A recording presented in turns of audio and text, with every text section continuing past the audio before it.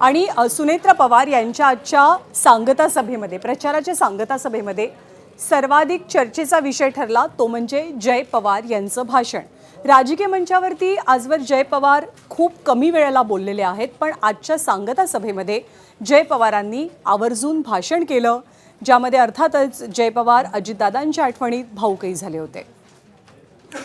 माझी शेवटची सांगता सभा ला जेव्हा आपण सगळे समोर आलो तेव्हा मी दादांच्या समोर भाषण केलं आणि आज वहिनींसाठी आणि दादांसाठी गावागावी फिरताना सगळ्यांच्या मनात एक आशा दिसत होती, दादांचं प्रेम दिसत होतं, दादांची आठवणी दिसत होते। मला अजून आठवतंय त्या सांगत्या सभेत मी दादांच्या समोर पहिल्यांदा भाषण केलं आणि दुर्दैवाने ते शेवटचं भाषण त्यांच्या समोर होतं। एबीपी माझा, उघडा डोळे बघा नीट।